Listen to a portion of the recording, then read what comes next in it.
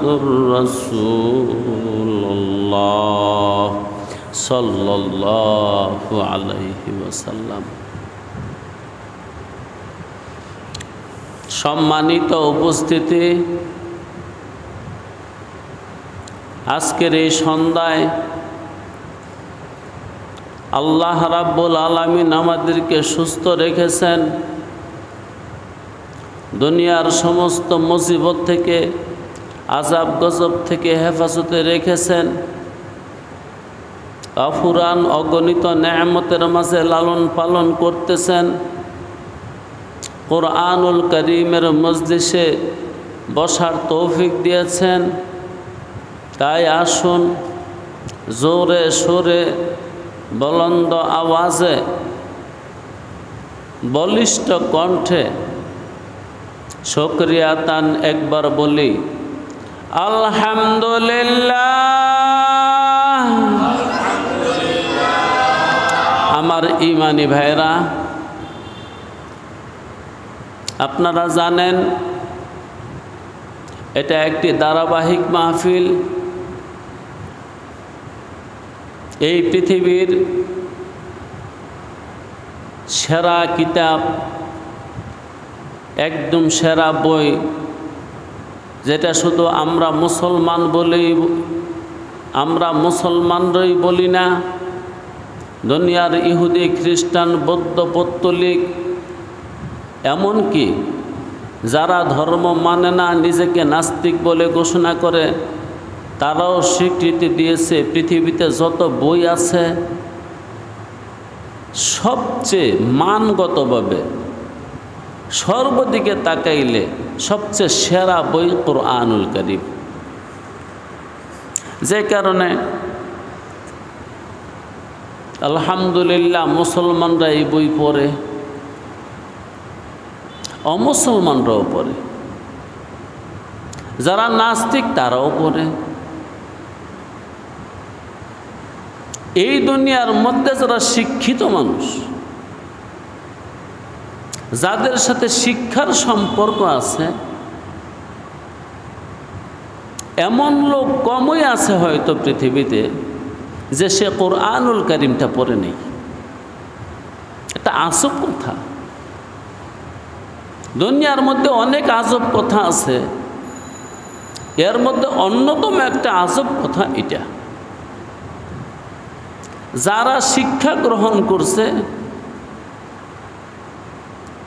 তারা জীবনে কোরআনুল কারীম পড়ে নাই, হয়তো সরাসরি বা আরবিতে পড়ে নাই, পৃথিবীর সকল ভাষায় তার অনুবাদ আছে, ওই অনুবাদ হলেও পড়ছে, বেশি না পড়লেও অল্প হলেও পড়ছে। যে এটা এমন একটা কিতাব, এটা এমন একটা বই। দুনিয়া উন্নত হয়েছে বই দিয়া। যখন দুনিয়াতে মানব সংখ্যা বৃদ্ধি পেতে লাগলো, এই মানুষকে সুন্দরভাবে পরিচালনার জন্যে, মানুষের জীবন সুন্দর হওয়ার জন্যে, মানুষ জীবনে সুখী হওয়ার জন্যে কিছু নিয়ম নীতি কায়দা কানুন আরও অনেক কিছু আছে, শিল্প সাহিত্য ভূগোল বিজ্ঞান ইতিহাস সব কিছুকে ধারণ করে রাখার জন্যে এই পৃথিবীতে বইয়ের আবিষ্কার। পৃথিবীতে বই আবিষ্কার অতীতেও হয়েছে, বর্তমানেও হচ্ছে, ভবিষ্যতেও হবে। কিন্তু সর্বকালের সর্বযুগের সেরা বই কোরআনুল কারীম। যেহেতু মানব সভ্যতায় আজ অবধি কোরআনুল কারীম থেকে আচ্ছা কোনো কিতাব, আচ্ছা কোনো বই, আচ্ছা কোনো বুক আজও রচিত হয় নাই এবং রচনা করতে পারে নাই, আর পারবেও না। কারণ মানব সভ্যতা দিনের দিন এখন ঊর্ধ্বমুখী নয়, নিম্নমুখী। মানুষের মেধা ঊর্ধ্বমুখী নয়, নিম্নমুখী। মানুষের জ্ঞান বিবেক বুদ্ধি বিবেচনা ঊর্ধ্বমুখী নয়, নিম্নমুখী। আজ থেকে 100 বছর আগের মানুষের যেই পরিমাণ সার্বিক ক্ষমতা ছিল, এখনকার মানুষের এটা নাই। নাই বলতে কিছু নাই, ধৈর্য নাই, সহ্য নাই, জ্ঞান নাই, বিবেক নাই, বুদ্ধি নাই, আকল নাই, দৈহিক ক্ষমতা নাই, নাই তো নাই। দুনিয়াটা আসলে আপনারা যারা আখ খাইছেন, আখ চাবানের পরে স্যার তার যেটা ছোবা থাকে, মানুষের মধ্যে আসলে কোনো রস নেই, শুধু ছোবাটা আছে। আগেরকার মানুষ যেরকম উদ্যমী ছিল, অধ্যবসায়ী ছিল, এরকম উদ্যমী এখন কেউ হতে পারে না, এরকম অধ্যবসায়ী এখন আর কেউ হতে পারে না, কারো দ্বারা সম্ভব হয় না। দেখেন আমাদের নবী মুহাম্মদ সাল্লাল্লাহু আলাইহি ওয়াসাল্লাম এই কিতাবটা পাওয়ার আগে একদিন নয়, 1 বছর নয়, 2 বছর নয়, একাধারে 17 বছর তিনি এক জায়গায় বসে ইবাদতে মগ্ন। এটা তো সাধারণ কথা না। 17টা বছর একটা যুবক এক জায়গায় বসা, যার যৌবনে কোনো অভাব ছিল না, সর্বাঙ্গ ভরা যৌবন, খাদিজার মতন স্ত্রী, মালের সম্পদের কোনো অভাব নাই, সেই মানুষটাই ধ্যানে মগ্ন 17টা বছর। আমি তো 17 দিনও পারবো না, 17 ঘন্টাও পারবো না। ওই মানুষটার উপর নাজিল হয়েছে মহাগ্রন্থ আল কোরআন। যাক, ভূমিকা স্বরূপ কয়েকটা কথা বললাম। এই দুনিয়ার সেরা বই, এই দুনিয়ার সেরা কিতাব আমাদের সামনে নিয়ে বসছি। মহান রাব্বুল আলামিন যদি তৌফিক দেন, 2-1টা কথা শুনবো। আউযু বিল্লাহি মিনাশ শাইতানির রাজিম। বিসমিল্লাহির রহমানির রহিম। ইয়া আইয়ুহান নাস উ'বুদু রাব্বাকুমুল্লাযী খালাকাকুম ওয়াল্লাযীনা মিন ক্বাবলিকুম লাআল্লাকুম তাত্তাকুন।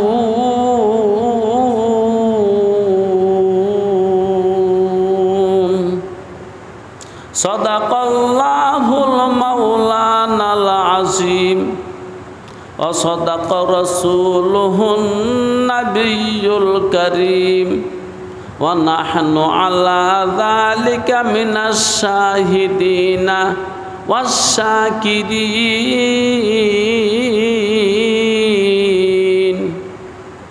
এই আয়াতটা সূরা বাকারার 21 নম্বর আয়াত। এই আয়াতকে নিয়ে আমি অতীতে অনেক কথা বলেছি, আজও বলার চেষ্টা করব, কিন্তু মালিক তৌফিক দিলে। হে আল্লাহ, রব্বি জিদনি ইলমা, রব্বি ইশরাহ লি সাদরি ওয়া ইয়াসসির লি আমরি ওয়াহলুল উকদাতাম মিন লিসানি ইয়াফকাহু কওলি।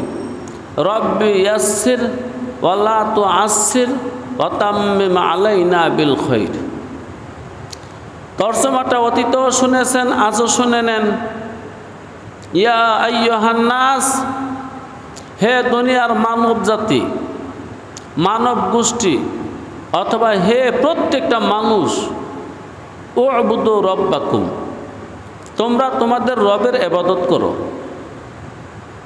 আল্লাযী খালাকাকুম, যে রব তোমাদেরকে সৃষ্টি করছে। ওয়াল্লাযীনা মিন ক্বাবলিকুম, এবং যে রব তোমাদের আগে যারা ছিল তাদেরকেও সৃষ্টি করছে। লাআল্লাকুম তাত্তাকুন, হইতে পারে এই ইবাদতের মাধ্যমে তোমরা মুত্তাকি হয়ে যাবে। হইতে পারে এই ইবাদতের মাধ্যমে তোমরা মুত্তাকি হয়ে যাবে। তো তোমরা ইবাদত করো, কার করবা? তোমার রবের ইবাদত করে। তখন কেউ প্রশ্ন করতে পারে, তো আমার রব তো হলো আমার মা বাবা, আমার দাদা দাদি, আমার নানা নানি, আমার আত্মীয় স্বজন। রব মানি যায় লালন পালন করে, তো আমাকে তো লালন পালন করছে আমার মা বাবা, তাহলে কি আমার মা বাবার ইবাদত করতাম? তখন আল্লাহ বলেন, না, যেই রবের আরেকটা গুণ আছে, যে রব তোমাকে সৃষ্টি করছে, আল্লাযী খলাকাকুম, যিনি শুধু রব না, রব হওয়ার পাশাপাশি যিনি খালেক। তোমার মা বাবা হয়তো তোমার দৃষ্টিতে রব, কিন্তু তোমার মা বাবা এবার দৃষ্টি দিয়ে দেখো, দ্বিতীয়বার দৃষ্টি দিয়ে দেখো, তারা কিন্তু খালেক না, তারা তোমার স্রষ্টা না। যদি স্রষ্টা হইতো, মা বাবা যদি স্রষ্টা হইতো, তো এই পৃথিবীতে অনেক দম্পতির সন্তান হচ্ছে না। তারা সন্তান বানায় নেক। অনেক মানুষে আম গাছ, জাম গাছ, কত রকমের ফলের গাছ লাগাইছে, আশা কইরা ফল খাইব। গাছ বড় হয়েছে কিন্তু ফল আসে না। 10টা গাছ লাগাইছে, 8টা গাছের মধ্যে ফল আইছে, 2টা গাছে ফল আসে নাই।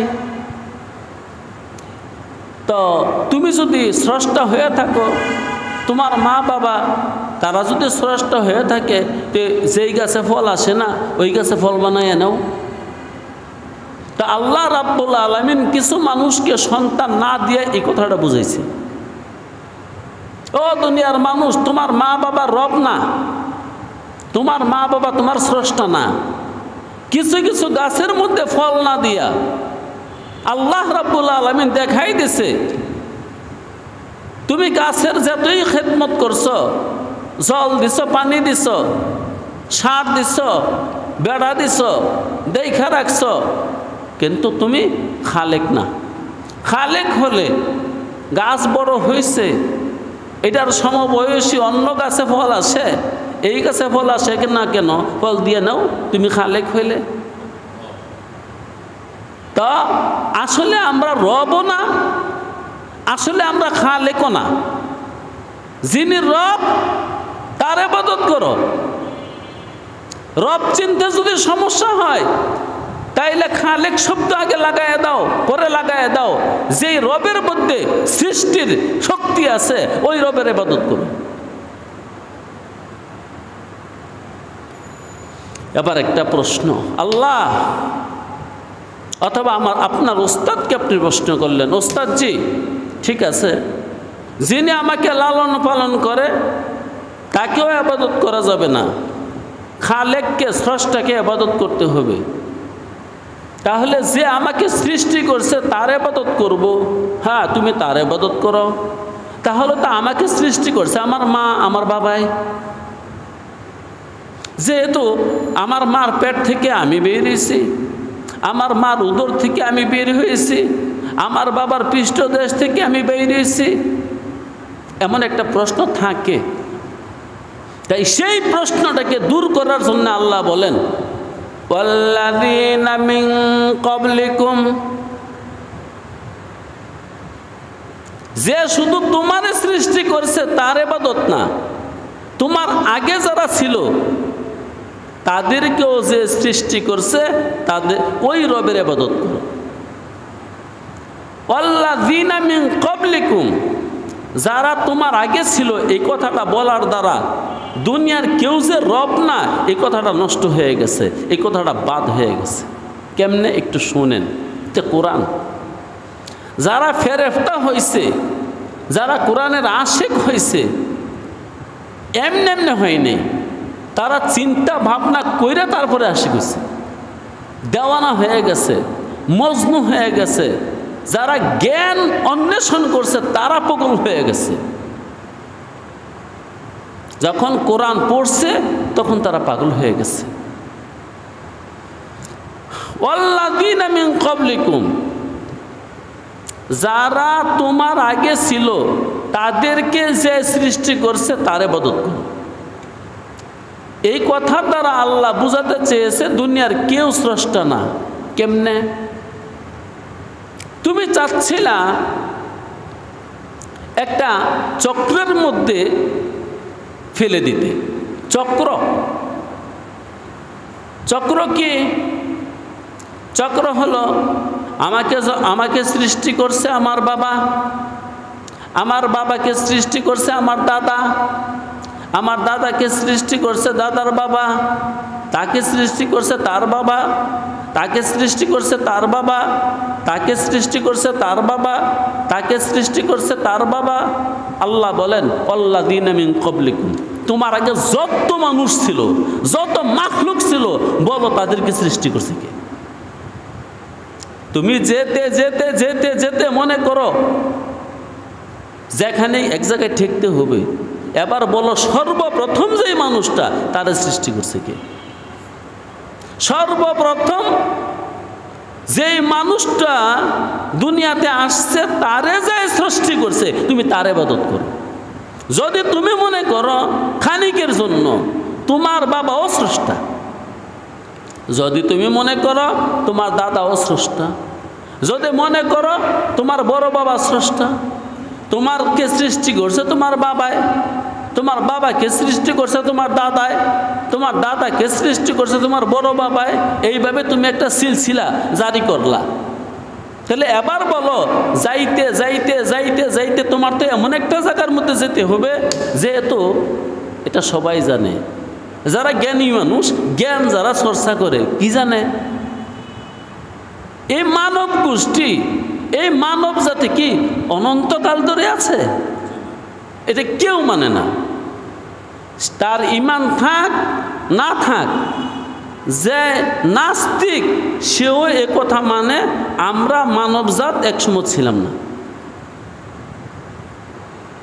বাইরে জ্ঞান যে কত দরকারি জিনিস, আল্লাহু আকবার, জ্ঞান না থাকলে মানুষটা জানোয়ার হয়ে যায়। জানোয়ার মানে যার জান আছে, তো জান তো গরুরও আছে, ছাগলেরও আছে, পিপিলিকারও জান আছে। এই জন্য আল্লাহ রাব্বুল আলামিনের কাছে সবচেয়ে দামি মানুষ কে? জ্ঞানী মানুষ দেয়। সবচেয়ে দামি মানুষ জ্ঞানী মানুষ। তো বলতেছিলাম যারা নিজেকে নাস্তিক বলে ঘোষণা করছে তারাও এই কথার স্বীকৃতি দিচ্ছে এই মানব জাতি এই পৃথিবীতে একদিন ছিল না। এমনকি এইটাও স্বীকৃতি দিচ্ছে এই পৃথিবী একদিন ছিল না। এই স্বীকৃতি দেয়নি। এই পৃথিবী একদিন ছিল না, তাহলে মানুষ থাকার তো প্রশ্নই ওঠে না। তারা বলতেছে অন্য কোনো দুইটা গ্রহে টাচ লাগছে, লাগার পরে তার একটা অণু, একটা কণিকা, একটা অংশ ছিটকে পড়ে আছে, এটা পৃথিবী। অন্য কোনো গ্রহ থেকে এটা ছিটে পড়ছে এত কোটি বছর আগে, এত কোটি বছর আগে, তারাইগুলো বলে আর কি। তবে আমি এই ফাঁকে একটা কথা বলি, আলহামদুলিল্লাহ আমার মনটা খুব ভালো লাগতেছে। আরেকজন মেহমান আসছে, জ্ঞানী মানুষ আসলে, দুই একজন জ্ঞানী মানুষ থাকলে আল্লাহ, সবাই জ্ঞানী, কিন্তু জ্ঞানীদের উপর জ্ঞানী আছে না? না আবার আপনারা রাগ হয়ে যান? জ্ঞানীদের উপর জ্ঞানী আছে। সবার কথা সবাই ধারণ করতে পারে না সমান তালে। বুঝেন, সূরা বাকারার 21 নম্বর আয়াতটা নিয়ে আমি আজকে কমসে কম 7 থেকে 8 সপ্তাহ কথা বলতেছি। একটা আয়াতে 1 ঘন্টা করে কথা বললো তো 8 ঘন্টা, তাই বলে তো আমার আয়াত শেষ হয়ে যায়নি। এত কথা আমি কই পাইলাম? এল কায়ে এলাহি, খোদা দাঁত, আমি কোনো এগুলা বয়ে বয়ে বানাইছি না। হ্যাঁ, আর এটার নামই কোরআন। 7 সাগরের কালি শেষ হয়ে যাবে। একবার না, আল্লাহ বলে 2 বার। সাগরের কালি 2 বার, একবার শেষ হইলে আবার বানাইয়ে দেব। সাগরের পানিরে কালি বানাইয়ে দেব, কালি শেষ হবে আবার কালি বানাইয়ে দেব, আবার শেষ হবে। কিন্তু এই কোরআনের তর্জমা শেষ হবে না।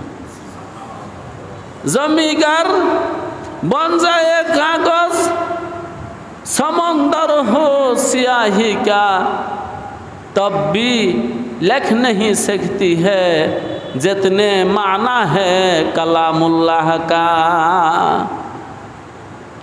दोस्तरे, যারে আল্লাহ পাক এটা দিছে ওর নসিব খুব ভালো। আলহামদুলিল্লাহ, আলহামদুলিল্লাহ, আলহামদুলিল্লাহ। জি, একজনকে জিজ্ঞাসা করা হয়েছিল, দার্শনিক, আচ্ছা আপনি তো জীবনে যেমন ডক্টর মোহাম্মদ শহীদুল্লাহ, সম্ভবত যারা লেখাপড়া করছেন, তিনি কি মূর্খ মানুষ? কেমন শিক্ষিত? ঢাকা ইউনিভার্সিটির শিক্ষক, এখানেই শেষ না, পিএইচডি করছে তো করছে 18টা ভাষার উপর।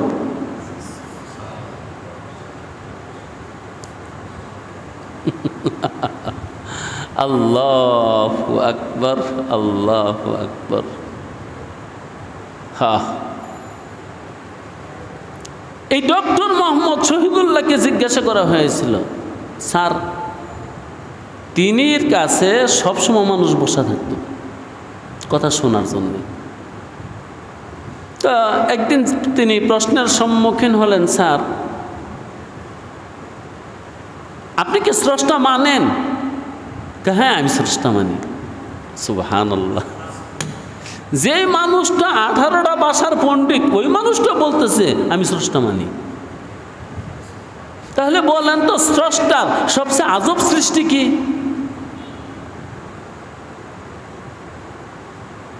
ডক্টর মোহাম্মদ শহীদুল্লাহ বলেছিলেন, স্রষ্টার সবচেয়ে আজব সৃষ্টি হলো আকর্ষণ। কি আকর্ষণ? আকর্ষণ কি? এই যে আসমানের দিকে তাকায় দেখেন, উপরের দিকে তাকায় দেখেন, চাঁদ সূরজ, তাদেরকে ফিতা দিয়ে বাঁধতে রাখছে, দড়ি দিয়ে বাঁধছে, শিকল দিয়ে বাঁধছে। কোটি কোটি গ্রহ নক্ষত্র, তারা ভাসমান। ওয়াশ-শামসু তাজরি লিমুস্তাকাররিল লাহা, সূর্যে সাঁতরাচ্ছে, সে ভাসমান। কি পানির মধ্যে? না, বাতাসের মধ্যে, হাওয়ার মধ্যে। এই কোটি কোটি নক্ষত্র ভাসমান। ওয়ালাকাদ যায়্যানাস সামাআদ দুনিয়া বিমাসাবিহ, আমি দুনিয়ার আকাশ সাজাইছি অসংখ্য অফুরান তারকা দিয়া। তারা কিন্তু ফিতা দিয়া বাঁধা না, তারা দড়ি দিয়া বাঁধা না। কি কেমনে আছে? আকর্ষণ। প্রত্যেকটা গ্রহের মাঝে, নক্ষত্রের মাঝে চুম্বক আছে। চুম্বক থাকার কারণে একটা আরেকটাকে টানতেছে। টানগুলো এমন একটা পর্যায়ে আছে, একটারে টাইনে আরেকটা নিতে পারে না। কারণ কথার কথা, মাঝখানে এখানে পৃথিবী, এখানে আরেকটা নক্ষত্র, ওইখানে আরেকটা নক্ষত্র। এই পৃথিবীকে ওই নক্ষত্র টানে, ওই নক্ষত্র টানে, ওই নক্ষত্র টানে, ওই পিছন থেকে টানে, 10 দিক থেকে টানে। সব কিছুর টানে কেউ নিতে পারে না, এটা মাঝখানটা ঘুরে। এইভাবেই ঘূর্ণিপাক খাচ্ছে কোটি কোটি গ্রহ নক্ষত্র। গতকালকে একটা বিজ্ঞানের ছাত্র, সে একটা আজব জিনিস দেখাইলো, ভিডিও দেখছি আর কি। স্টিলের 4টা চামিচ, এই আকর্ষণটা সে দেখাইল যে পৃথিবীর সমস্ত, এই মহাশূন্যের মধ্যে তারকা রাজি কেমনে ঝুলে রয়েছে, সে দেখাইল। আসব ছোট্ট একটা বাচ্চা, একটা টেবিলের মধ্যে চায়ের চামিচ আছে না, এই 4টা চামিচ বসাইল, একটার মুখে আরেকটা, এইভাবে 4 কোনা করে 4 কোনা করে 4টা চামিচ বসাইল, 4টা চামিচের মুখে একটু করে পানি দিল, আর 4টা চামিচের মধ্যে ছোট্ট ছোট পেন্সিল ব্যাটারি আছে না, 4টা ব্যাটারি বসাই দিল এই পানির মধ্যে, মাঝখানে একটা পয়সা থুয়ে দিল, স্টিলের পয়সা। এখন তো এই পয়সাটা ঘুরতেছে। কালকে দেখে আশ্চর্য হয়ে গেলাম, মানে সে বিজ্ঞানের ছাত্র, এই পৃথিবী যে ঘুরতেছে, এই চন্দ্র সূর্য যে ঘুরতেছে, কেমনে ঘুরে, আকর্ষণটা কি, এই আকর্ষণ সৃষ্টি করে দেখাই দিল। বাস এই পয়সাটা কোনো চামিচের কাছে যায় না, এই দিকেও যায় না, ওই দিকেও যায় না, সে নির্দিষ্ট একটা জায়গার মধ্যে ঘুরতেছে। এই জন্য ডক্টর মোহাম্মদ শহীদুল্লাহ বলেছিলেন, এই সৃষ্টির সেরা আজব সৃষ্টি হলো আকর্ষণ।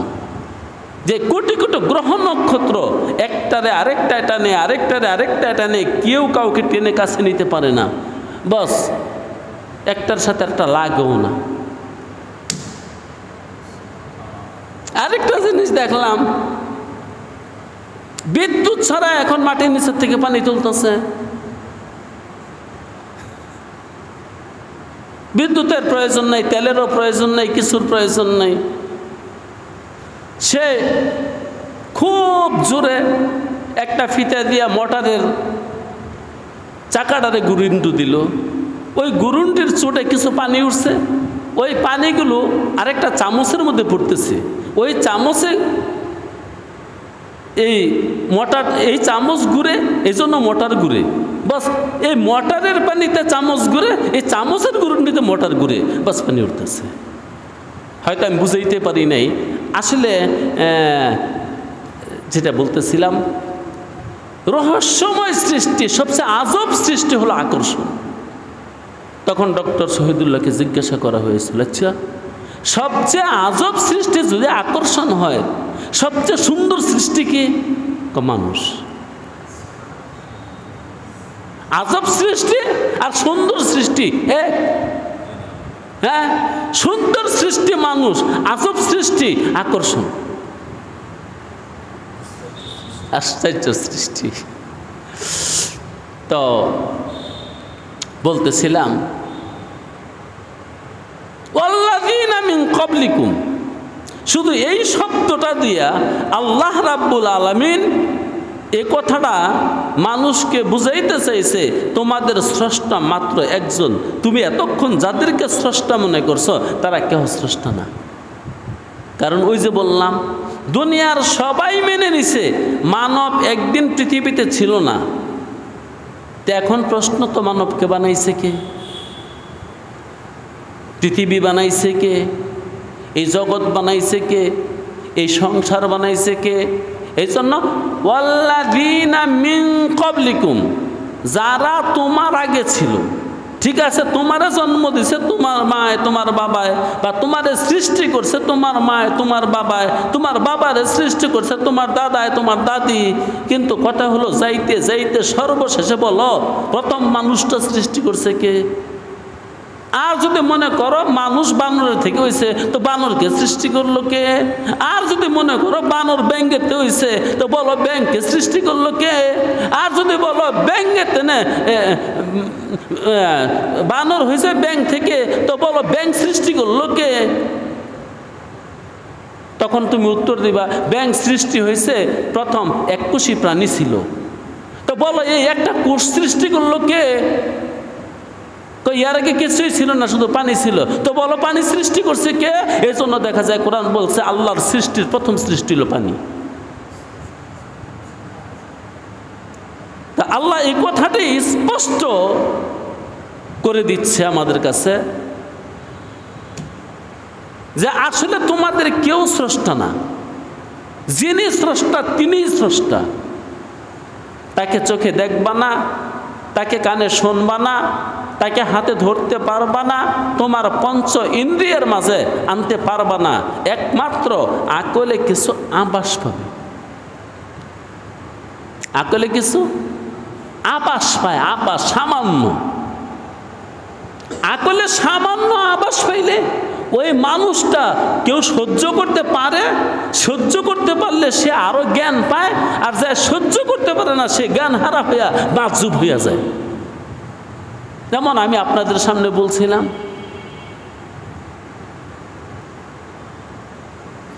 আল্লাহ, বাচ্চা যখন জন্ম নেয় তার মুখে দাঁত থাকে কেন? তার দাঁতের দরকার নাই, কারণ সে শক্ত কিছু খাবে না, সে খাবে রসালো খাবার, নরম খাবার। তাও কি খাবারটা তার মার বুকের মধ্যে দেওয়া। এখন তার যদি দাঁত থাকে তাহলে তো তার মা ব্যথা পাইতে পারে, এজন্য স্রষ্টা তার দাঁত দেয় নেই। দাঁত দিছে যখন তার দুধ খাওয়ার বয়স শেষ হয়েছে। সাধারণত কমসে কম একটা বাচ্চা 6 মাস দুধ না খেলে চলেই না, বাস দাঁত উঠছে তো উঠছে, 6 মাস পরে উঠছে, এর আগে আল্লাহ দাঁত দেয় নাই। কারণ 6 মাস পরে শুধু আবার দুধেও চলে না, কিছু কিছু খাবার লাগে। এই জন্য কিছু কিছু খাবারকে, নরম নরম খাবারকে চিবানোর জন্য নরম নরম ছোট ছোট কটা দাঁত দিয়ে দিছে। কিন্তু একটা সময় আসবে সে আরো শক্ত খাবার খাবে, আরো বেশি খাবার খাবে, এমনকি বড় বড় মাছ মুখে দিয়া কাটা সহ চিবে খেয়ে ফেলবে। এই জন্য 7 বছরের ওই দাঁতগুলো আবার পড়ে গেছে। শক্ত কতগুলা দাঁত উঠছে যেগুলো দিয়ে এখন হাড় মাংস চিবে গুঁড়া করে ফেলে।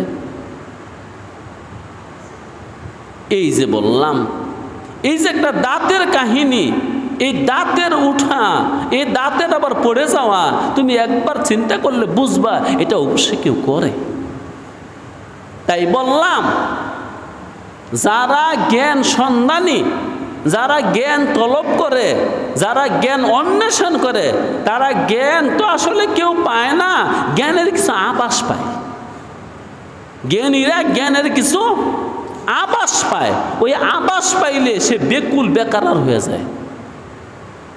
যেমন ইমাম গাজালি রহমতুল্লাহি আলাইহি, তিনি সারা জীবন কিচ্ছু করে নেই, শুধু পড়ছে, শুধু পড়ছে, শুধু পড়ছে, শুধু পড়ছে, শুধু পড়ছে। তিনি এক ছাত্র তিনিকে একদম অন্তিম বেলায় জিজ্ঞাসা করলো, হযরত সারা জীবন পড়লেন, এখন তো বিছনায় শুয়ে পড়লেন, সারা জীবন পড়লেন 10 দিয়া, এখন তো বিছনায় শুয়ে পড়লেন। পড়ে যাওয়া আর পড়া দুইটার বানান কিন্তু এক না। সারা জীবন পড়লেন, আজ তো পড়লেন, কি পাইলেন জ্ঞানের? আরে বাবা, জ্ঞানের কথা কইস না। সারাটা জীবন পড়লাম, আজকে পড়লাম। সারা জীবন পড়তে পড়তে পড়তে পড়তে আমার মালুম আসলো, একটা দৃষ্টিতে যেমন দেখতে পাইলাম ওই যে জ্ঞানের সাগর। আমি দৌড়াচ্ছি সাগরের দিকে, দৌড়াচ্ছি, যাব, নামবো, সাঁতার দেব, কিন্তু আমার বেলা নাই। জ্ঞান পাই নাই, জ্ঞানের সাগরটা দেখতে পেয়েছিলাম, কিন্তু সাগরের কুলকিনারায় আমি দাঁড়াইতে পারি নাই, জাপ দেওয়ারও কোনো সময় পাইনি। জি, আল্লাহু আকবার। তো যে আয়াতটা নিয়ে আপনাদের সামনে কথা বলতেছি, আল্লাহ এই আয়াতের মধ্যে একত্ববাদ প্রমাণ করছে। তুমি যে ইবাদত করবা, কার ইবাদত করবা? ফরদে ওয়াহিদ জাতে সামাদের ইবাদত করবা, যিনি একমাত্র রব, যিনি একমাত্র খালেক, তার ইবাদত করবা। উবুদু রব্বাকুম, তোমার রবের ইবাদত করো। রবকে? আল্লাযী খলাকাকুম, যিনি তোমাকে সৃষ্টি করছে। তো আমাকে তো সৃষ্টি করছে আমার বাবা। আল্লাহ বলে ওয়াল্লাযীনা মিন ক্বাবলিকুম, বাবার কথা না বইলা এমন একটা শব্দ ব্যবহার করে দিছে, তুই যত কবি, যত লোক আছে, যত সৃষ্টি আসে, সব সৃষ্টির প্রথম সৃষ্টি যারে, প্রথম সৃষ্টিকে যাই সৃষ্টি করছে, প্রথম সৃষ্টিকে যাই সৃষ্টি করছে। কথিত আছে এবং রেওয়ায়ত আছে, আল্লাহর সৃষ্টির প্রথম সৃষ্টি পানি, এটা স্পষ্ট। আল্লাহর সৃষ্টির প্রথম সৃষ্টি পানি, এটার মধ্যে কোনো আলেমদের দ্বিমত নাই। কিন্তু কারো মত হলো আল্লাহর সৃষ্টির প্রথম সৃষ্টি হলো নূরে মুহাম্মদ। আল্লাহ যা সৃষ্টি করছেন সর্বপ্রথম মুহাম্মদুর রাসূলুল্লাহকে সৃষ্টি করছেন। যাই হোক, ওয়াল্লাযীনা মিন ক্বাবলিকুম, তোমার আগে কত সৃষ্টি গেছে, একবারে যাইতে যাইতে যাইতে যাইতে তুমি আদিতে চলে যাও, অন্তে চলে যাও, সর্বপ্রথম যার থেকে সব কিছু বের হয়েছে তারে সৃষ্টি করছে কে? তারে যাই সৃষ্টি করছে তুমি তার ইবাদত করো। আল্লাহ রাব্বুল আলামিন, এটার নাম হলো তাসালসুল। মান্তিকের পরিভাষায় এটাকে তাসালসুল বলা হয়, আর শরীয়তে তাসালসুল জায়েজ না। তাসালসুল কি জিনিস? তাসালসুল হলো তারে সৃষ্টি করছে সে, তারে সৃষ্টি করছে সে, তারে সৃষ্টি করছে সে, তারে সৃষ্টি করছে সে, এই ধারাবাহিকতা চলছে তো চলছে, চলছে তো চলছে, চলছে তো চলছে, চলছে তো চলছে। ইসলাম বলে এমন না, এক জায়গায় গিয়ে ঠেকতে হবে। তাসালসুল শরীয়তে হারাম, মানে ধারাবাহিকতা, শুধু চলবেই চলবেই চলবেই চলবেই এমনটা না, এক জায়গায় তোমার ঠেকতে হবে। কারণ যারা বলে ধারাবাহিকতা চলবেই চলবেই চলবে, সে আর ইমান থাকে, তার ইমান থাকে না। যদি কেউ ধারাবাহিকতাকে চালায়া যায় তাইলে তার ইমান থাকে না, সে বেঈমান হয়ে যায়। আরেকটা জিনিস হলো দৌড়, এটাও হারাম। দৌড় কি জিনিস? দৌড় হলো আমি আগে মাটি ছিলাম, আবার মাটি হয়ে যাব, আবার সৃষ্টি হব, আবার মাটি হয়ে যাব, আবার সৃষ্টি হব, আবার মাটি হব। এই মতবাদের লোক কি দুনিয়াতে আছে না নাই? আবার আসিব ফিরে, ধান সিঁড়িটির তীরে, এই বাংলায়। এটা কি ইসলামী মতবাদ? আমি একটা রিক্সাতে উঠলাম, বাড়ির সামনে না নামাইছে, তো নামানোর পরে রিক্সাওয়ালাটা টাকা দেওয়ার পরে আমাকে বলল, একটু সামনে চলে গেছে, আমাকে বলল, হুজুর ব্যাগে দেমু? কথাটা বুঝছেন? একটু একটু ব্যাগে দেই, আপনার দুয়ার বরাবর হবে। আমি কই থাক, আর ব্যাগের দরকার নাই, সামনেই তো যেতে হবে। ওই বলল না, ওই রিক্সাওয়ালা বলতেছে না, আবার ব্যাগে যেতে হবে। রিক্সার বসে তার সাথে এই কথা শুরু হলো। বলেন তো ব্যাগে বলতে কি বুঝান? তখন সে বলল, ব্যাগে যেতে হবে, যেতে হবে মানে আমি একদিন ছিলাম না, আবার থাকবো না। তাহলে কি আপনি বুঝাইতে চান আপনি শেষ হয়ে যাবেন? কয় কোনো কিছু শেষ হয় না। কি হয়? নবরূপ ধারণ করে। কি ধারণ করে? নবরূপ ধারণ করে। আচ্ছা, আমি তো বলি না নবরূপ ধারণ করে না, রূপ একটাই, চলমান। তো সে বলল, হুজুর চলমান কেমনে? আপনি কি মুসলিম? হ্যাঁ আমি মুসলমান। আমি না, আপনি যদি চলমান না মানেন তা আপনি মুসলমান থাকবেন না। কেমনে চলমান? আমি আত্মার জগতে ছিলাম, ওইখান থেকে চলতে চলতে বাবার পৃষ্ঠদেশে আসলাম, ওইখান থেকে চলতে চলতে মার জরায়ুতে আসলাম, ওইখান থেকে চলতে চলতে দুনিয়াতে আসলাম। এখন আমি চলমান, এখন আমি আবার আরেকটা দেশে যাচ্ছি। সেই দেশটার নাম কি? আলমে বরজখ, যেটাকে আমরা কবর বলি, সমাধি বলি। ওই আলমে বরজখে যাচ্ছি, ওইখান থেকে চলতে চলতে কিয়ামতে যাব, কিয়ামতের থেকে হাসর, হাসর থেকে কিয়ামত থেকে নসর, নসর থেকে হাসর, হাসর, এগুলো কিন্তু আলাদা যুগ। আলমে বরজখের পরে কিয়ামত, আলমে বরজখের পরে ফানা, ফানার পরে কিয়ামত, কিয়ামতের পরে নসর, নসরের পরে হাসর, হাসরের পরে হিসাব, হিসাবের পরে ফুলসিরাত, হয়তো জাহান্নাম নয়তো জান্নাত।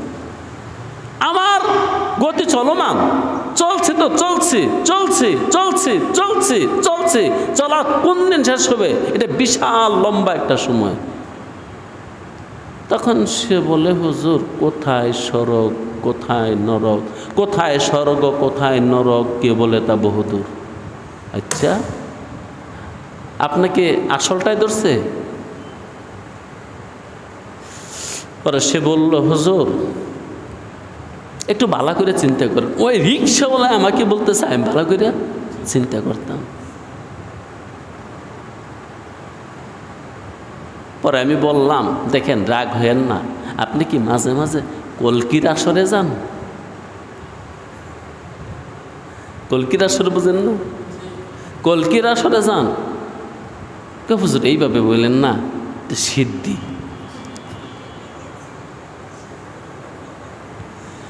সিদ্ধ হতে হলে সিদ্ধির দরকার আছে। এমনি ঠিক আছে, এই জন্যই আপনি ব্যাগে, আমি ব্যাগে না, হ্যাঁ সামনে সামনে চলমান, চলছে চলবে, চলতে চলতে চলতে চলতে একটা ঠিকানা আছে, শেষ ঠিকানা ওটা জান্নাত, আর যার কপাল মন্দ তার জাহান্নাম। দেখেন উপস্থিত হাজিরিন, কি কথাটা বললাম, তুমি ইবাদত করো। কার ইবাদত করবা? তোমার রবের। আমার রব তো আমার বাবাই, ঠিক আছে, তোমার রব যদি বাবাই হয়ে থাকে তাইলে তোমার বাবার বিনে আরেকজন দেখো রবের পাশাপাশি সে স্রষ্টা কিনা। তখন সে চিন্তা করে বলল, হ্যাঁ আমার বাবা রবও স্রষ্টাও, আমারে যেমন লালন পালন করে এর পাশাপাশি আমার সৃষ্টিও করছে। তখন আল্লাহ বলে, ওয়াল্লাযীনা মিন ক্বাবলিকুম, তাহলে ওই স্রষ্টার ইবাদত করো যে খালি তোমার বাবার সৃষ্টি করছে না, তোমার বাবার আগে যারা সৃষ্টি আগে দুনিয়াতে আছে তাদেরকেও যেই জাতে সৃষ্টি করছে তুমি তার ইবাদত করো। এই শব্দটা এতই সূক্ষ্ম, এই শব্দটা দিয়ে এক নম্বরে তাসালসুল বাদ করছে, দুই নম্বরে খালেক আছে এটা বাদ করছে, তিন নম্বরে আল্লাহ বিনে আর কোনো খালেক নাই এটা সাবেত করছে। আল্লাযীনা মিন ক্বাবলিকুম এই শব্দটা দ্বারা লাআল্লাকুম তাত্তাকুন, এটা ইবাদতের ফলাফল। এখন যার কাছে কোরআন পড়বেন আপনার ওস্তাদকে জিজ্ঞাসা করতে পারেন, ওস্তাদ জি রাখেন, এ পড়ার জন্য পড়া না, কোরআন দুনিয়াতে পড়ার জন্য আসে নাই, হ্যাঁ শুধু পড়ার জন্য আসে নাই, পড়ার উদ্দেশ্য হইল বুঝা, বুঝার উদ্দেশ্য হইল মানা, মানার উদ্দেশ্য হইল পাওয়া। পড়লে বুঝবে, বুঝলে মানবে, মানলে পাবে। এখন এই ইবাদতের পাওনাটা কি? ইবাদত করলে কি পাবে? আল্লাহ বলে লাআল্লাকুম তাত্তাকুন, সম্ভাবনা আছে তোরা মুত্তাকি হয়ে যাবি। এটা ইবাদতের ফলাফল। ইবাদত করতে করতে তোরা কি হয়ে যাবে? কিন্তু কথাটা এমন একটা পেচের মধ্যে রাখছে, লাআল্লাকুম হইতে পারে, তো বুঝে গেল নাও হইতে পারে। আল্লাহু আকবার। ভাই ও কোরআন ভাই, কথা বলা করে বলতে পারি না, কিন্তু যেটুকু বুঝছি কি বলবো, ফুর্তি লাগে। আর এত এত ভিতরের কথা বলাও যায় না, এত ভিতরের কথা বলা যায় না। একজন দার্শনিক বলছিল যে একটা মানুষের মনের ভিতরে যত কথা আছে যত কথা আছে সে যদি ভাষায় ব্যক্ত করতে চায় আর বালা বক্তা যদি হয়, ভাষায় যদি ব্যক্ত করতে চায় আর বালা বক্তা যদি হয়, তাইলে তার মনের 10% কথা সে ব্যক্ত করতে পারে, 90% অব্যক্ত থাকে। যদি ভালো বক্তা হয় তাহলে তার মনের যত কথা আছে কয় পার্সেন্ট? 10% সে ব্যক্ত করতে পারে, আর 90% অব্যক্ত রয়ে যায়।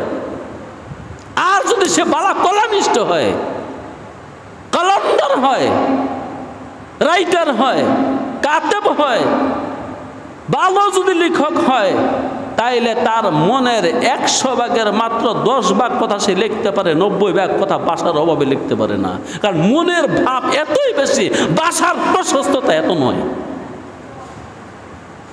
ভাষার প্রশস্ততা এত না, মনের ভাব যত বড়। এই জন্যই তো বলছে মান্না গঞ্জম দর জমিন আসমা লেকে গঞ্জম দর কুলুবে মোমেনা।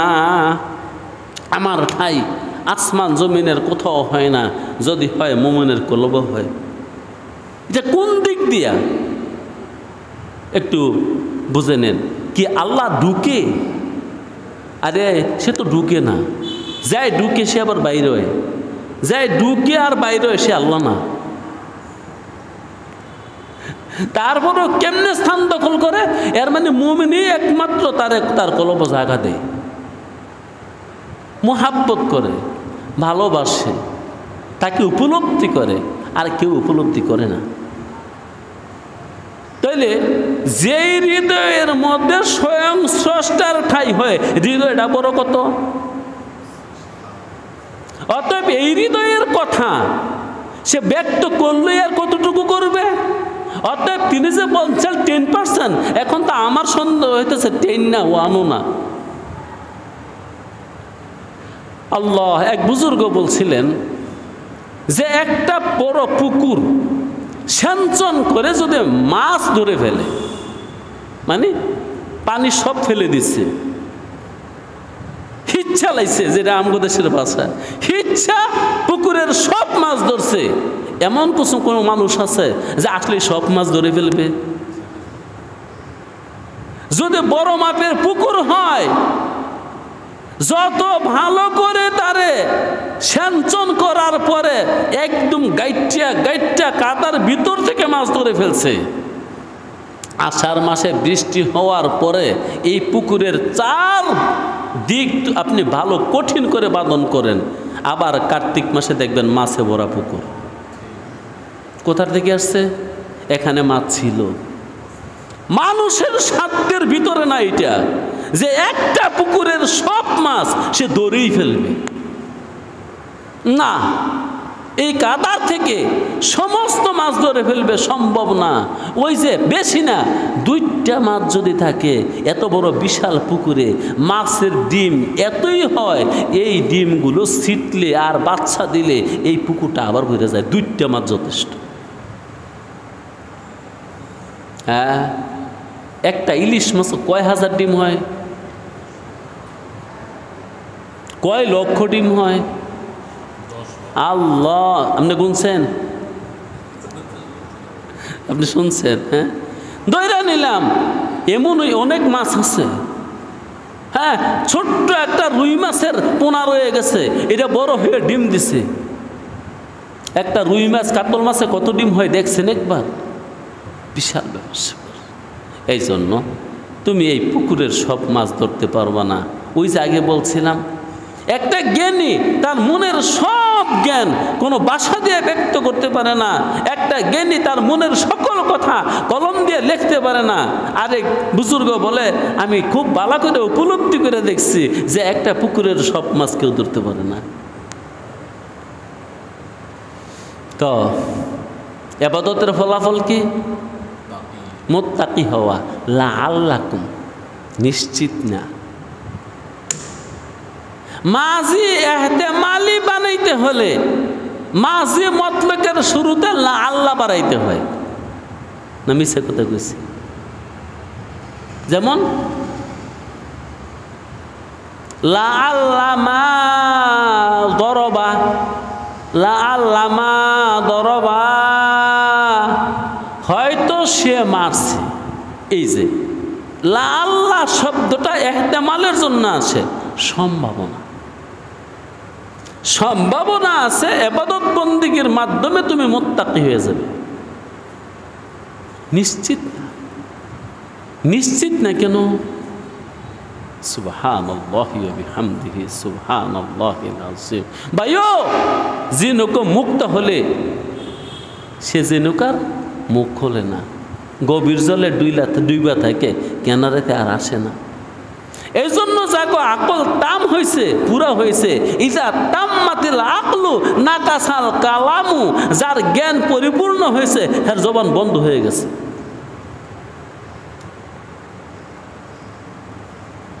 ইজা তাম্মাতিল আকলু নাকাসাল কালামু, যখন জ্ঞান পরিপূর্ণ হয়ে যায় জবান বন্ধ হয়েছে, জবান বন্ধ হয়ে যায়, জবান বন্ধ হয়ে যায়। তাহলে কি সে আর কথাই বলে না? আরে বলে, এত বলে না, অল্প স্বল্পভাষী হয়ে যায়, স্বল্পভাষী। যে আমি মাওলানা হেদায়েতুল্লাহ রহমাতুল্লাহি আলাইহির কাছে পড়ি নাই, কিন্তু বুজুর্গটাকে দেখছি। এত স্বল্পভাষী লোক আমি আর দেখিনি। কোনো কথা নেই, কোনো কথা নেই, কোনো কথা নেই। আল্লাহু আকবার, কোনো কথা নেই। তো ইবাদতের ফলাফল হিসাবে আল্লাহ কি বর্ণনা করলেন?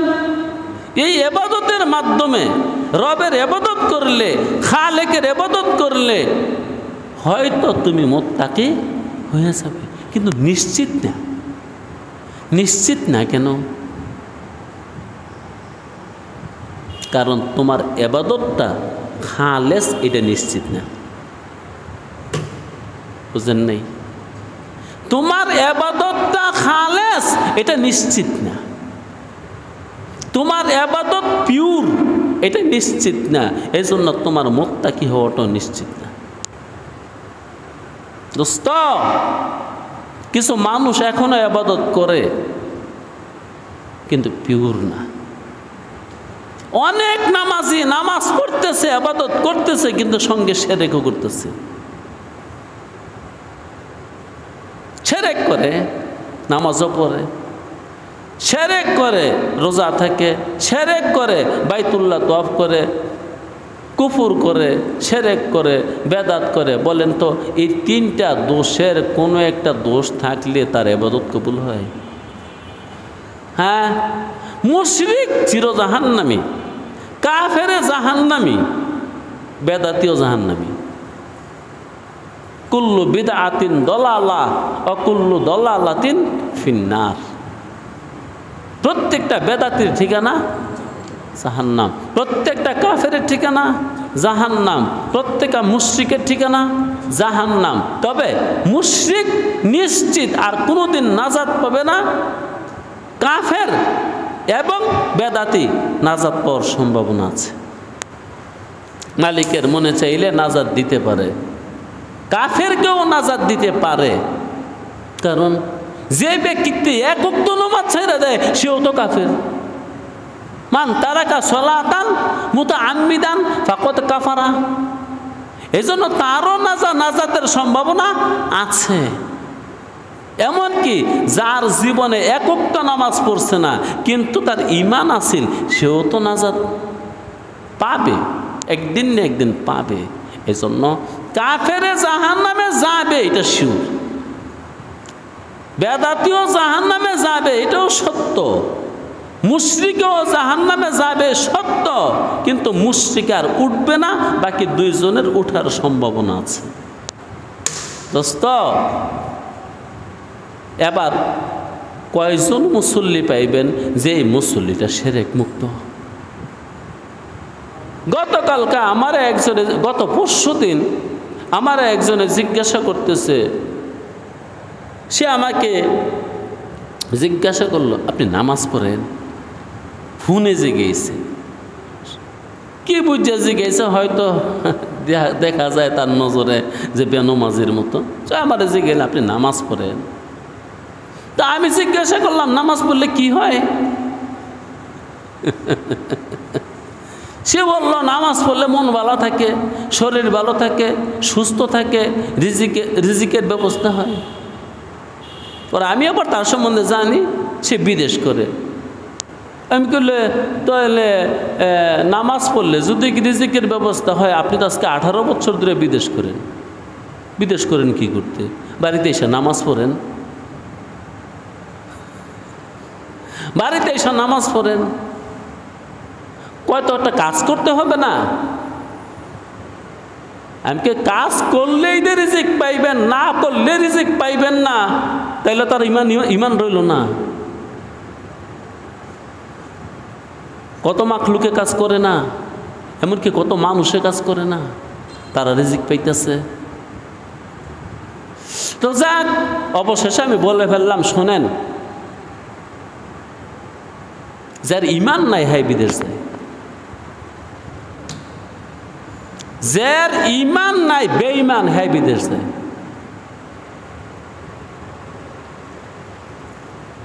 কোরআন হাদিস থেকে 10টা না 20টা দলিল দিতে পারবো।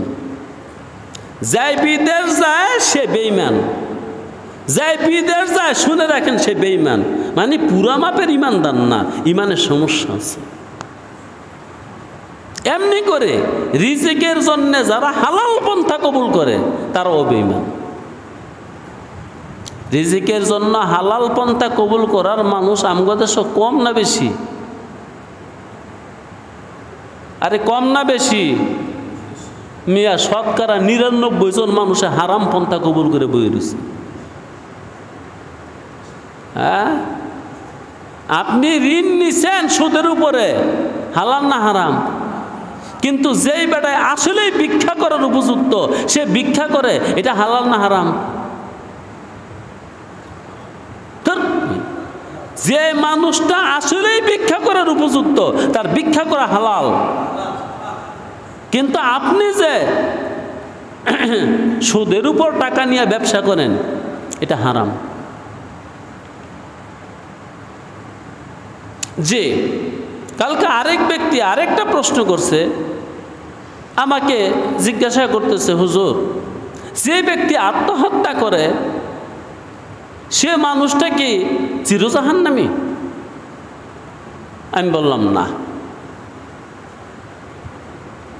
হুজুর একটু ভালো করে কোন, আমি তো বইলে ফেলাইছি সে চিরজাহান্নামী। আমি বললাম, তো তুমি এরকম কথা বলো কেন, তুমি কি আলেম? কয় হুজুর আলেম না, কিন্তু বইলা তো ফেলাইছি। আমি কই না, যে আত্মহত্যা করেছে সে চিরজাহান্নামী না। জাহান্নামী কিন্তু চিরজাহান্নামী না। চিরজাহান্নামী কেবল 2 জন মানুষ। চিরজাহান্নামী কয়জন? কয়জন? 2 জন। একজন হলো যে ব্যক্তি স্রষ্টা মানে না, যে ব্যক্তি স্রষ্টা মানে না, মানে নাস্তিক, সে চিরজাহান্নামী। আরেকজন হলো স্রষ্টা মানে কিন্তু শিরক করে। এই 2 জন চিরজাহান্নামী, বাকি আর কেউ চিরজাহান্নামী না। তো আমি তারে বললাম, মুশরিক আর নাস্তিক এই 2 জন মানুষ চিরজাহান্নামী, আর কেউ চিরজাহান্নামী না। ওই মাথা তার দিয়ে কয়, হুজুর এনতে গিয়ে কমু, আইছিলাম তো বাসনের লেগে, আপনার এনতে দলিল লয়ে গিয়ে পরে আপনার নাম কমু। এম কিনা এরকমটা কইস, এরকমটা বললি কেন? কি কারণে বললি? এত বলিস কেন? যেটা বলতেছিলাম, ইবাদতের ফলাফল তাকওয়া, লাআল্লাকুম তাত্তাকুন। এই ইবাদতের মাধ্যমে সম্ভাবনা আছে তোমরা মুত্তাকি হয়ে যাবে। সম্ভাবনা কেন? এই কারণে আমাদের ইবাদত খাঁটি না, শিরক যুক্ত ইবাদত, কুফর যুক্ত ইবাদত, বেদাত যুক্ত ইবাদত।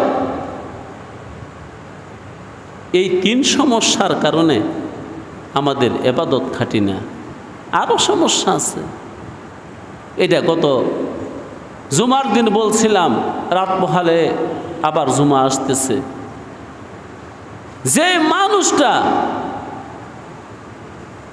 যত ইবাদত করুক, এমনকি জমানার সবচেয়ে বড় বুজুর্গের কাছে বয়াত হয়ে যদি সে তসবিহ তাহলিল করে, একটা তসবিহ কবুল হবে না যে মানুষটার খোরাক হারাম।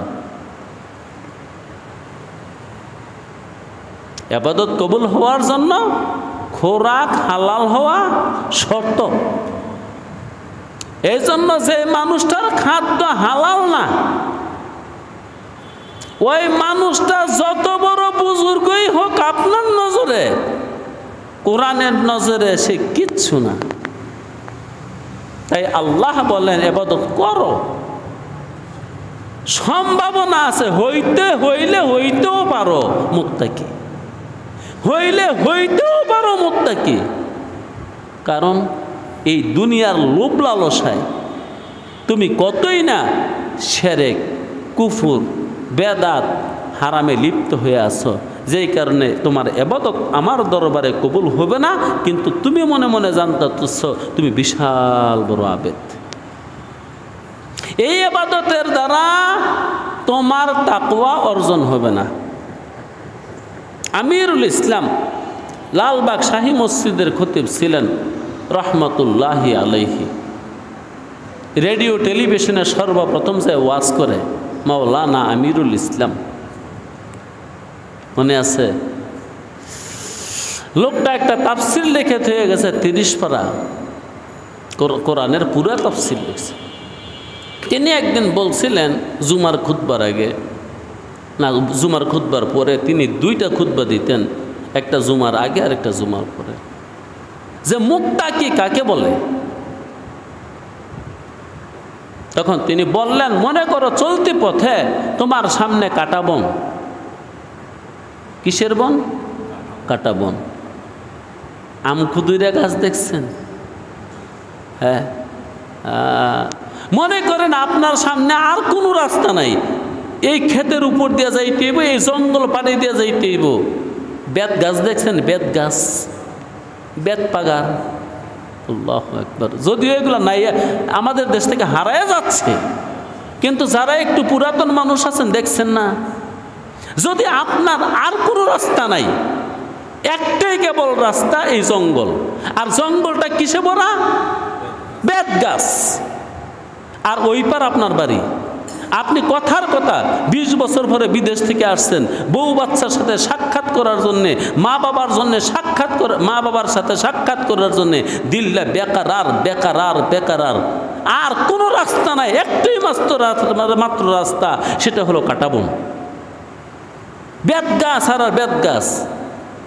পয়সা থাকবেন? ও স্যার, বসে থাকবেন? আপনি বিদেশ 20 বছর পরে বিদেশ থেকে আসছেন, কত চিঠিপত্রের পরে, কত টেলিগ্রামের পরে বাড়ির কাছে আইসা পড়ছেন 10 মাইল দূরে, কিন্তু মাঝখানে কাটাবন। বসে থাকবেন? কি করবেন? কোনো পন্থা অবলম্বন করবেন না যে ওই মানুষটা ওই পার যাবে, এই কাটাবন দিয়ে যাবে, কিন্তু অত্যন্ত হুঁশিয়ার এবং সাবধানতার সাথে যাবে। প্রয়োজনে নিজের হাতের মধ্যে কাবার লাগাইয়া বা অতিরিক্ত কাপড় পেছাইয়া এই কাটাবন ফাঁক করবে। বন ফাঁক করে তারপরে সে হুশ কইরা পাওটা রাখবে, আবার আরেকটু জায়গা ফাঁক কইরা আরেকটা পাও রাখবে। হ্যাঁ, মনের মধ্যে উদ্যম লইয়া, সাহস লইয়া, যে এই কাটাবন না হয় 1 সপ্তাহ লাগবে, 1 সপ্তাহে আমি পাড়ি দিব। না বৈশা থাকবে? আল্লাহু আকবার। যাদের মনের খুব বাসনা মালিকের সাথে সাক্ষাৎ করব, তারা বসে রয়েছে না। মালিকের সমস্ত হুকুমগুলা কাটাবন। দেখা যাচ্ছে এটা মানলে দুনিয়া ছুইটা যায়, ওইটা মানলে দুনিয়া ছুইটা যায়, ওইটা মানলে দুনিয়া ছুইটা যায়, ওই সুন্নত মানলে দুনিয়া ছুইটা যায়, ওই ফরজ মানলে দুনিয়া ছুইটা যায়, ওই ওয়াজিব মানলে দুনিয়া ছুইটা যায়। তাই বলে কি তারা বসে রয়েছে? এমনকি খোদার জমিনে 2-1 মানুষ নাই ওই মালিকের সাথে সাক্ষাৎ করার জন্যে এই কাটাবন পাড়ি দিচ্ছে। নাই দুই একজন? এই জন্যেই মনে রাখবেন, সত্যিকারে যারা আল্লাহওয়ালা তাদের সম্পদ থাকে না। সম্পদের বেলা নাই তো, সম্পদ আহরণ করার সময় নেই, আর সম্পদ আহরণ করলেও থাকে না। কি করতে হয়? এটারে হেফাজত করতে হয়, তাদের সময় নেই হেফাজত করার। এই জন্য কোনো আল্লাহওয়ালার সম্পদ থাকে না। বিশ্বাস না করলে সাইয়্যিদুল মুরসালিনকে দেখলাম, আপনার নবীর কি সম্পদ আছিল? অডেল। হ্যাঁ, রাসূলুল্লাহর ঘর কেমন আছিল সেটার নমুনা বানায়া মানুষ এখন দেখাইতেছে। সম্ভব না। হাম খোদা খা হাম ওয়া হাম দুনিয়ায় দো, এ খেয়াল আসতে মাহাল আসতে শুনু। আমি খোদাও চাই, দুনিয়াও চাই, এটাই চাইতেছি আমরা। দুইটা মিলে জিলে আবার কয়ও মুখে কারে জিন্দিগিও করতে হয়, বন্দিগিও করতে হয়, দুটোই করুন লাগে, খালি একটা করলে চলে না। কথাটা কি খুব ভালো কইছে? মুসলমানের কোনো জিন্দিগি নাই। মুসলমানের সকাল থেকে সন্ধ্যা, সন্ধ্যা থেকে সকাল, সব বন্দিগি। জিন্দিগি করবা আর জাহান্নামে যাইবা, জিন্দিগি করা যাবে না। মুসলমান যা করে সব বন্দিগি। খায় খোদার হুকুমে খায়, প্রস্রাব করে খোদার হুকুম এই জন্য করে, পায়খানা করে খোদার হুকুম এই জন্য করে, সংসার করে খোদার হুকুম এই জন্য করে, যা করে খোদার হুকুম এই জন্য করে এবং খোদার হুকুম মোতাবেক করে। কেউ যারা আল্লাহওয়ালা তারাও খায়, যারা আল্লাহওয়ালা না আল্লাহ ভুলা তারাও খায়। দুইজনের খাওয়ার পদ্ধতি এক না ভিন্ন? যারা আল্লাহওয়ালা তারাও সংসার করে, যারা আল্লাহ ভুলা তারাও সংসার করে। দুজনের সংসারের সিস্টেম এক নয়, ভিন্ন। যারা আল্লাহওয়ালা তাদেরও বাড়ি থাকে, ঘর থাকে, যারা আল্লাহ ভুলছে তাদেরও বাড়ি থাকে, ঘর থাকে। দুইজনের বাড়ি কি একরকম?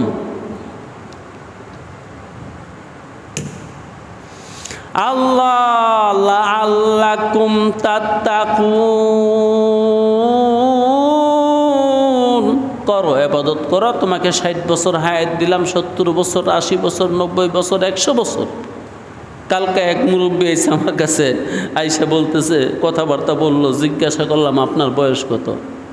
কো বাবা আমার 100 বছর পুরো হয়েছে, আজকে এই 1 বছর শুরু হয়েছে। আল্লাহ সত্য বলুক বা একটু মিছা বলুক, যেটাই হোক, সে বলছে 100 বছর হয়েছে। তোমার 100 বছর সময় দিলাম, ইবাদত করো, আল্লাহ আল্লাকুম তাত্তাকুন। সম্ভাবনা আছে মুত্তাকি হয়ে যাইবে। ও মিয়া, জীবন কেবল সার্থক মুত্তাকির, আর কারো জীবন সার্থক না। অনর্থক, অনর্থক, অনর্থক, অনর্থক, অনর্থক। মুত্তাকি ব্যক্তিকে ছাড়া সকল ব্যক্তির জিন্দিগি, এই জীবন, এই মানব কুলে জন্ম পাওয়া অযথা আর বৃথা। একমাত্র মুত্তাকির জীবন সার্থক, যথাযথ। তাই আল্লাহ বলে লাআল্লাকুম তাত্তাকুন, ইবাদত করো, সম্ভাবনা আছে ইবাদতের মাধ্যমে তুমি মুত্তাকি হয়ে যাবে। আল্লাহ দোস্ত, কথা তো আমার কাছে আছে। হ্যাঁ, আল্লাহু আকবার। কমু কমু কমু, আপনারা শুনলেও কমু, না শুনলেও কমু। কারণ ইনশাল্লাহ আগামী সপ্তাহে কমু, এই সপ্তাহে না কইতেলে আপনারা না এলে আশা করি আল্লাহ অন্য কাউকে পাঠাই দিব। কারণ আমি যেহেতু পাগল হয়েছি, ভক্ত তো 2-1টা থাকবো, এটা বিশ্বাস। আমি যেহেতু এই পথের পথিক, 2-1জন থাকবে না শোনার। আর এফে রুমিকে যখন দেশ থেকে বার করে দিল, কাফের কইয়া, নাস্তিক কইয়া, মোরতাদ কইয়া বার করছে না? আর এফে রুমি, মোল্লা মাওলানা রুমিকে বার করে নি দেশে থেকে, বার করছে। এমনকি তার মুর্শিদকে হত্যা করছে। বের হইয়া কই গেছে? সেই ইটালি, ইরান থেকে ইটালি মিয়া ৬,০০০ কিলোমিটার দূরে আইটে গেছে গা। কয় হাজার কিলোমিটার? ৬,০০০ কিলোমিটার দূরে চলে গেছে, যেখানকার কেউ তারে চিনে না ওইখানে চলে গেছে। কারণ যারা চিনে তারা খালি গালি দেয়। শুধু গালি দেয় না, পিটায়। শুধু পিটায় না, বন্দি করছে। শুধু বন্দি না, শেষবারে বলছে তোর হত্যা করব। শুধু একজন ভক্ত, কয়জন? নাম হলো হেসামউদ্দিন।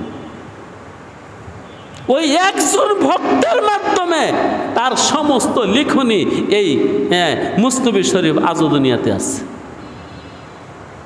একজন মানুষ এই কিতাবটাকে রক্ষা করছে। বাস দেশের মানুষ সবাই তাড়াইয়া দিচ্ছে, তাড়াই নাই, নিজে জীবন বাঁচাইবার জন্য চলে গেছে। সবাই মিলে প্রস্তুতি নিছে তাকে হত্যা করে দেশে, তো কাফের। এমনকি তার মুর্শিদকে হত্যা করছে। তাই চিন্তা করলো মরার চেয়ে বাঁচার দরকার আছে, মনের কথাগুলো যাই পারি লিখকে ধুয়ে যাই। তো কোথায় বৈশা লিখবে? চলে গেছে রোম রাজ্যে। বলবো আগামী সপ্তাহে। ওয়া আখির দাওয়ানা আনিল হামদুলিল্লাহ।